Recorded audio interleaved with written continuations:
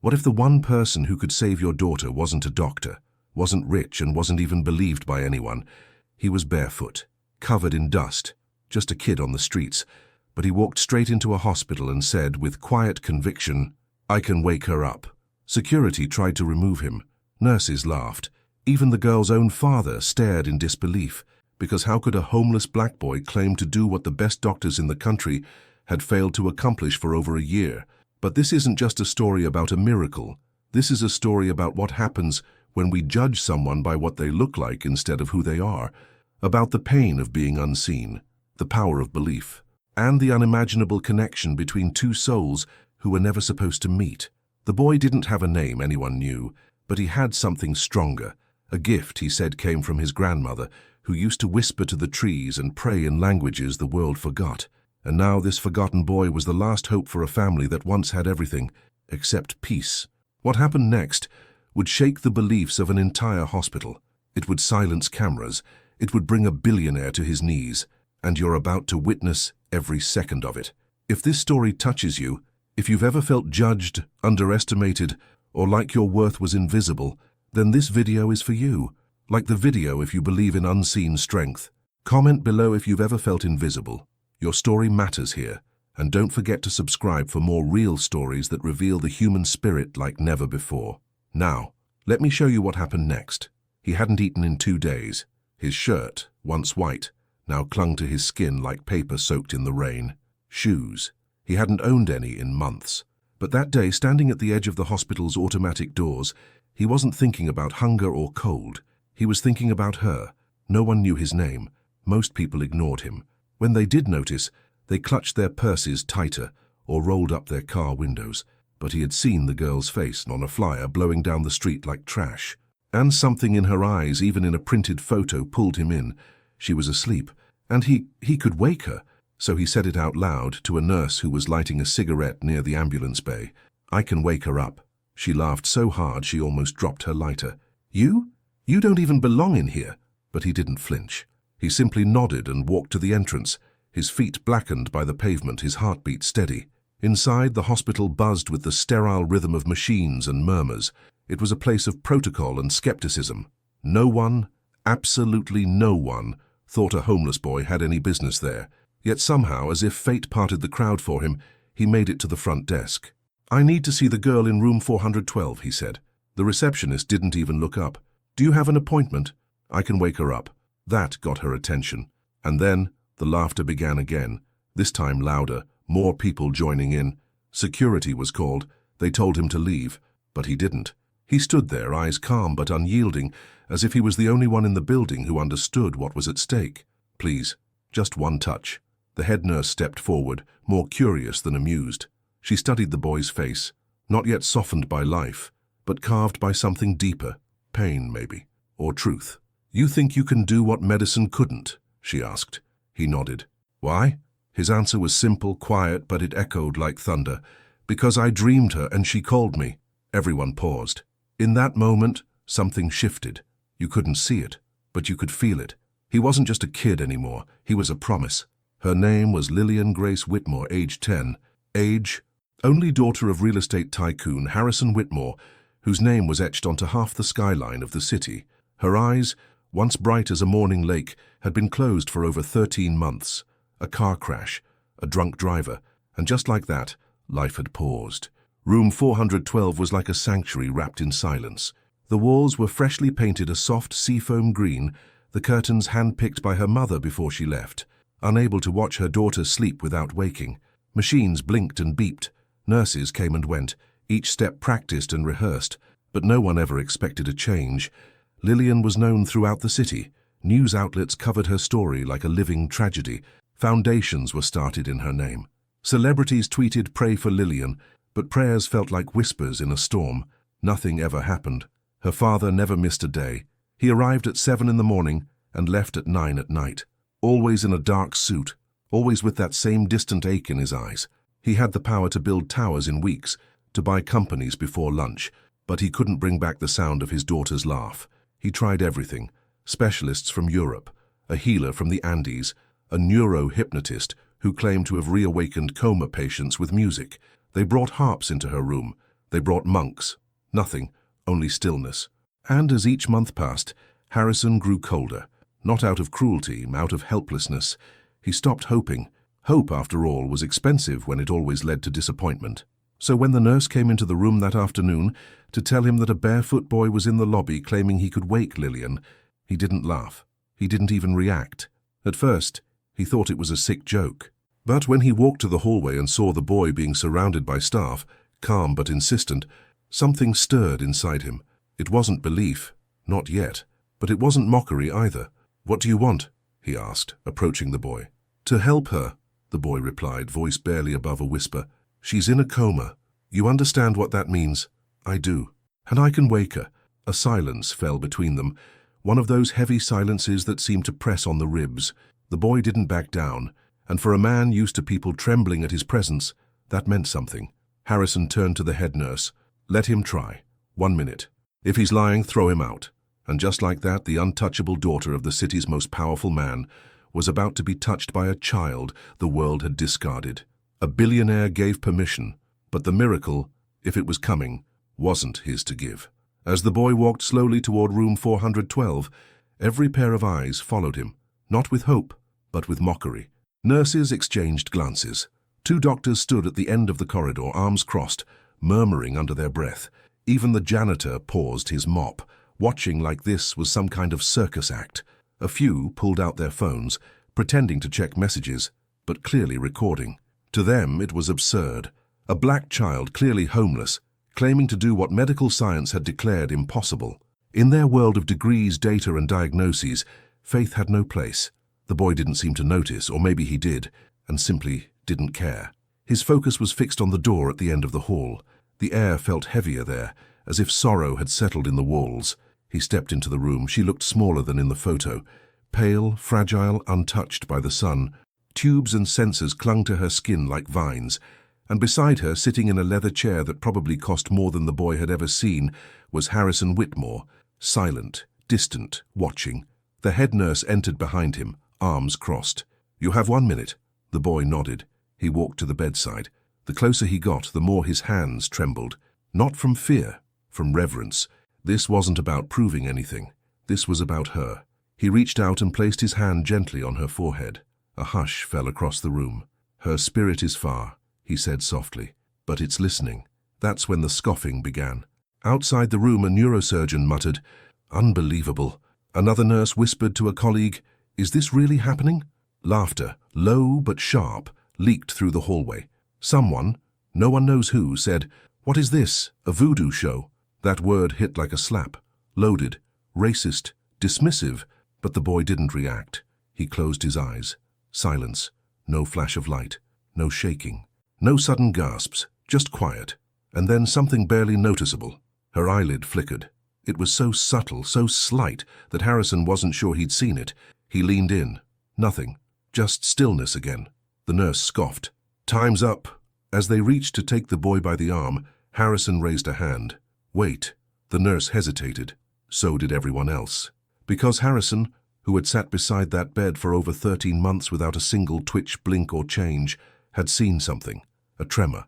A tear. "Let him stay," Harrison said. The staff protested. "Sir, this is a sterile environment. We don't know who he is. He's not authorized." "I said let him stay." No one argued after that. The boy looked up, eyes steady, voice firm. "She's listening, but you have to stop drowning her with machines. Her soul is calling for silence." It was absurd. It was irrational. It was everything the hospital wasn't. But something deeper than logic had cracked open in that room. Something raw, something ancient. Disbelief still filled the air, but underneath it something else was starting to grow. Doubt, not in the boy, but in themselves. Long before the boy ever stepped into that hospital, before he spoke of dreams or dared to believe he could awaken someone from a coma, he lived on the edge of forgetting, where names fade, stories get lost, and no one asks where you sleep. He never knew his father. His mother disappeared when he was 5, taken by the same system that had taken so many women before her. They said she was unstable, said she spoke to things that weren't there. But he remembered differently. He remembered her hands. When she touched his face, it was like the wind paused to listen. When she held his back as he slept, he dreamed of things he'd never seen. Forests, rivers, people dressed in white whispering songs older than language itself. After she was gone, he was passed from shelter to shelter, then to the streets. No one stayed. Nothing stayed. Except one thing, the voice. It started when he was about 7. At first it was just in dreams, a soft, humming sound, like someone singing from a place far below the earth. He would wake up in the middle of the night with the words still echoing in his mind, a language he'd never learned, but somehow understood. By the time he was 9, it wasn't just in dreams. Once he passed an old woman crying outside a store. He sat beside her and placed a hand on her shoulder. She stopped crying, looked at him, said her pain had vanished. Another time a stray dog limped toward him with a bleeding paw. He reached out, whispered the sound, and the dog stood still, eyes calm. The next morning, the limp was gone. He told no one. The few times he tried, people either laughed or got scared, so he kept it quiet. But he knew what it was. His grandmother had spoken of it before she died. A thread, she'd called it. It runs through us, she told him once, her voice like smoke. Through the women of our line, through you. It listens to pain. It doesn't heal the body. It speaks to the spirit. He didn't understand it fully, but he knew it was real, and he also knew he had to wait. The dreams told him there would come a time, a face he'd never seen, a girl asleep in light, calling his name without speaking. Over and over, until one day he passed a telephone pole and saw the flyer, "Help us find hope for Lillian." The moment he saw it, something inside him clenched. The air felt heavy, like the seconds before a storm. That night, he dreamed again. But this time, she wasn't just calling. She was begging. "I'm not lost," she said in the dream. "I'm stuck. And you're the only one who can pull me back." So he walked. He didn't know how far, he didn't know what he'd find, but the thread pulled him forward, and now, standing at her bedside, her breath faint, the machines loud, and the room too bright, he finally understood what the gift had always been for. Not for fame, not for glory, but for her. The hospital didn't know what to do with him. After Harrison's order, no one dared remove the boy, but no one wanted him there either. So they let him stay reluctantly and watched like guards watching a trespasser in a temple. He sat at her bedside, silent, didn't speak, didn't move, just breathed, slowly, like he was matching her rhythm. Nurses came and went, doctors rolled their eyes, and outside the room, whispers thickened. "He's a fraud. This is dangerous. We should call child services." But inside room 412, time began to shift. It started with the machines. Her heart rate, which had been low and flat for months, began to show fluctuations, slight, barely noticeable, but real. The doctors chalked it up to coincidence. The nurses didn't want to admit it, but Harrison saw it. He watched the boy gently place both hands on his daughter's temples, close his eyes and hum something too soft to follow. Not a song, not a chant, a sound that felt like memory. For the first time in over a year, Harrison didn't feel alone in that room. The boy wasn't dramatic. He didn't try to impress. He didn't even seem aware that he was being observed. It was as if he was somewhere else, deep beneath the surface of things, reaching towards something no one else could see. Lillian's fingers twitched. A muscle in her cheek moved. Then her head tilted slightly, involuntarily. Yes, but again, something. That was when the hospital administrator intervened. "This is a liability," she told Harrison.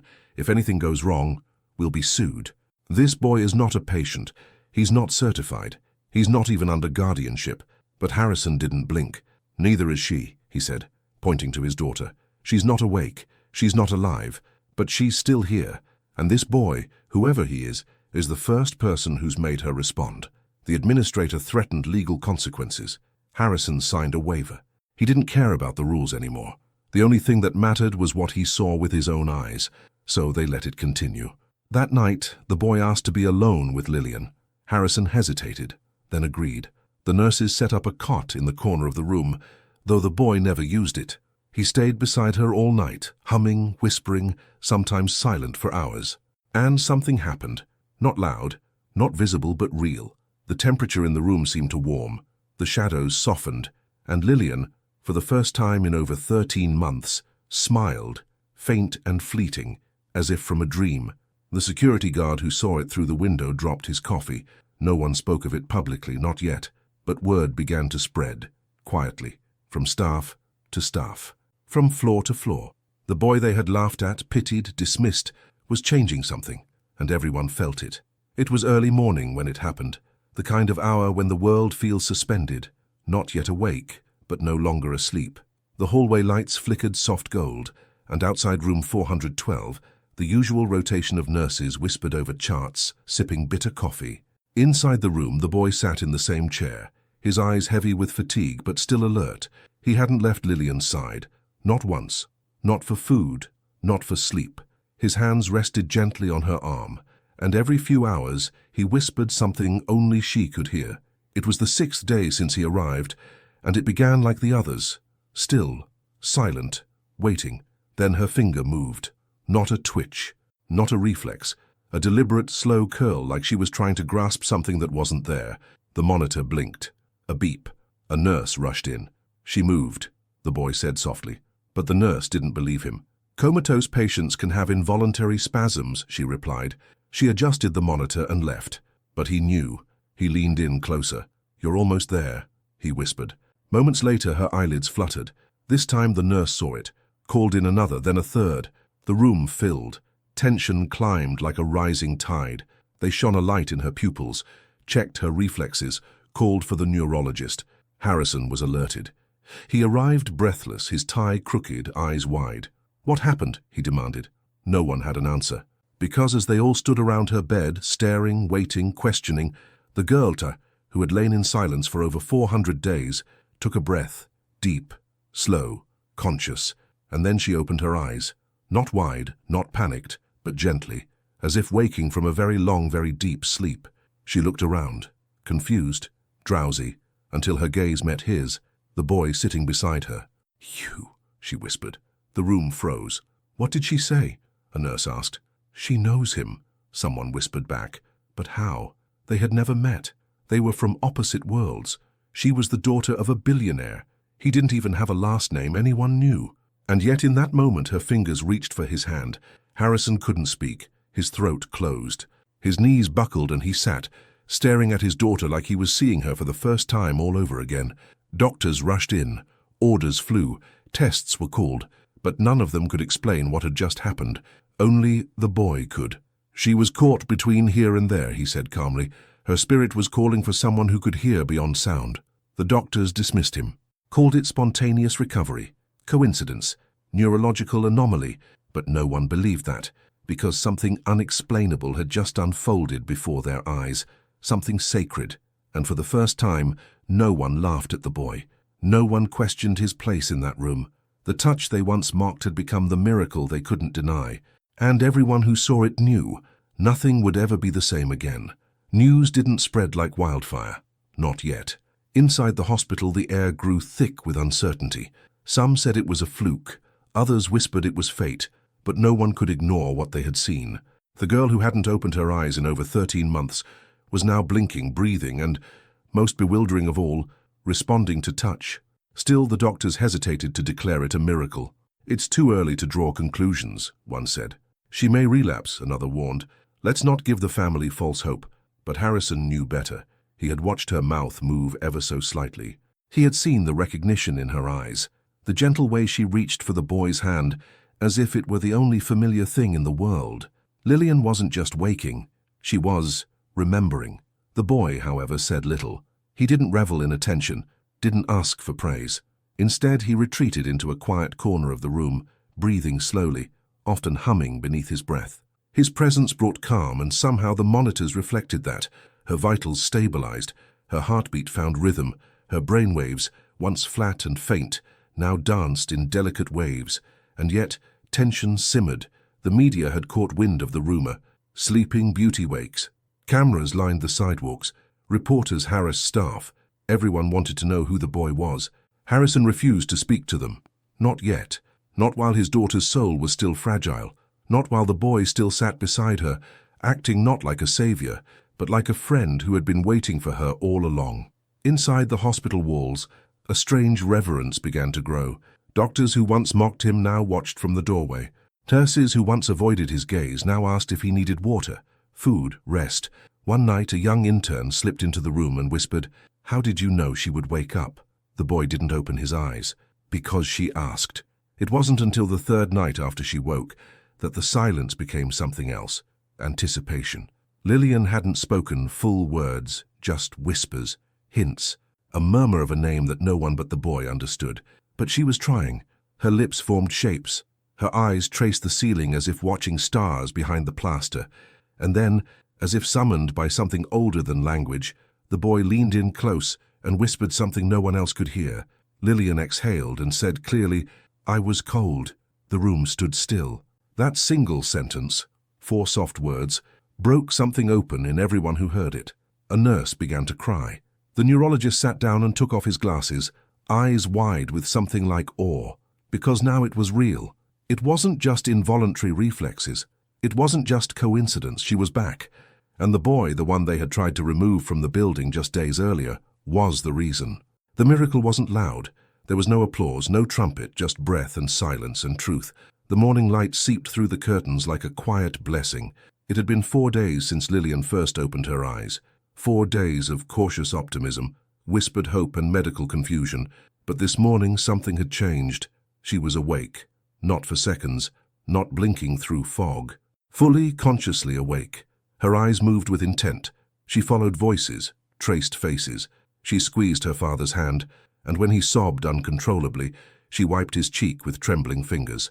The boy sat in his usual place, still silent, still grounded, watching not with pride but with the gentle calm of someone who already knew this was meant to be.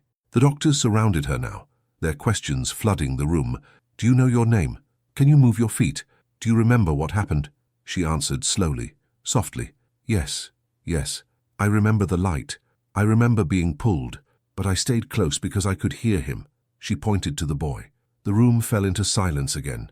Not stunned silence like before, but reverent. Because no amount of training, no level of education, no grant-funded research had prepared them for this answer. Lillian hadn't responded to medication, hadn't reacted to sensory therapy, electric stimuli, or months of advanced neurological trials, but she had come back to life through connection, through something no chart could measure, and through him. News of her full consciousness reached the media within hours. This time the hospital couldn't hold back the flood. Reporters camped outside, helicopters hovered overhead, hashtags began to trend. The boy and the billionaire. Lillian woke. Street miracle. Everyone wanted to know who was the boy, where had he come from, how did he do it, but Harrison refused interviews. "My daughter needs peace," he said, "and that boy, he needs protection."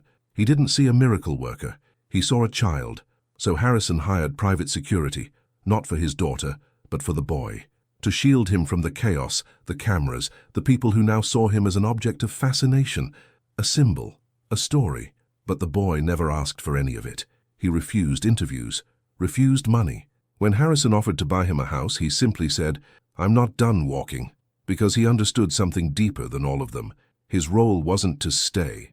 It was to show up, to listen, and to let go. Lillian asked for him the next day. "Will he come back?" Harrison promised he would try, but when they returned to the hospital room, the boy was gone. No note, no message, just his chair, pushed back neatly, and her monitors glowing steady and strong. In time, Lillian would recover fully, walk again, laugh again, grow into the life she was never supposed to reclaim. And Harrison? He would never forget the moment he watched his daughter's lips form the word, "thank you," for the first time. Not to him, not to the doctors, but to a boy no one believed in. A boy who gave her breath, and in return, reminded the world how to listen. They searched for him. Harrison Whitmore, a man used to finding anyone, anywhere, couldn't find the boy who had saved his daughter. He sent people to shelters, hospitals, soup kitchens. They checked street corners, train stations, abandoned lots. Nothing. It was as if he had vanished into the wind. But the story didn't vanish. It grew. It burned through television segments, social media, radio talk shows.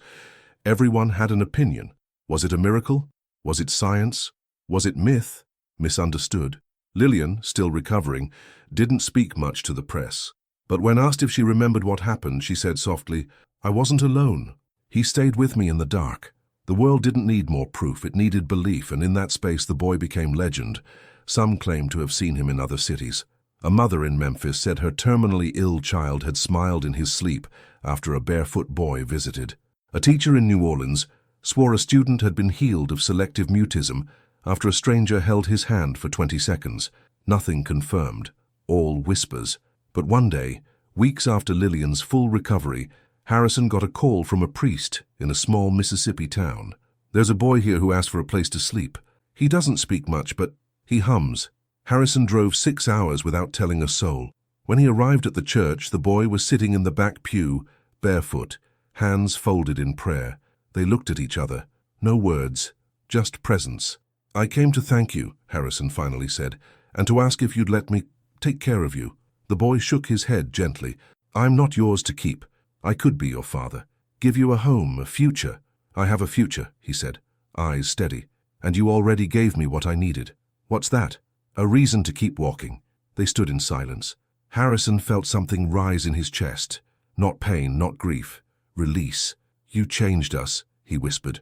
The boy nodded. "And she changed me too." They embraced. One brief, wordless moment, and then the boy walked past him out the doors, into the fading sun. From that day forward, Harrison changed everything. He shut down 2 corporations, opened a foundation, not in his name, and in hers, and through it they built shelters named The Thread, programs that trained hospitals to listen not just with stethoscopes, but with hearts. Lillian spoke at the launch of the first center. "He didn't save me because I was special. He saved me because he saw something no one else did, that I was still there." People cried, people donated, people remembered. And somewhere, far from cameras, far from applause, a boy sat beneath a tree humming a song older than memory, waiting for the next voice to call him, because the gift was never about one miracle. It was about redemption, for the world that forgot, and for a boy who was never invisible. Long after the headlines faded and the hashtag stopped trending, people still told the story, not because it made sense, but because it reminded them of something they had lost, the ability to believe in what couldn't be measured. Hospitals across the country began to shift. Slowly, some brought in programs focused on emotional healing. Others created spaces for silence, connection, prayer, things once dismissed as non-medical, because of one boy, one girl, one impossible awakening. Lillian grew stronger every day. She went back to school under a different name, far from flashing cameras and curious strangers. But when asked in class to name someone who had changed her life, she didn't say her father. She didn't say a doctor. She said, "A boy who listened." And when the teacher asked, "Listened to what?" she answered, "To what no one else believed was still there." The world learned something through them, something most people forget, that healing doesn't always come in white coats or pills or polished offices. Sometimes it walks barefoot. Sometimes it smells like the street.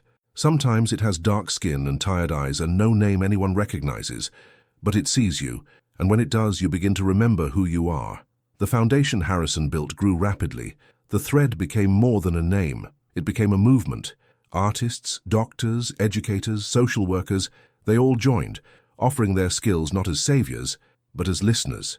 People from wealthy suburbs sat in rooms with people who had lived on the streets, not to give charity, but to exchange presence. And in those rooms, more healing happened than anyone predicted, because the truth, raw and simple, had always been this. Sometimes the most broken carry the clearest vision. Sometimes those who are most unseen have the deepest power to see. And sometimes we need to be shaken, not by violence or force, but by tenderness we didn't expect. The boy was never found again. He became a myth in some places, a sermon in others, even a painting in a children's hospital in Atlanta.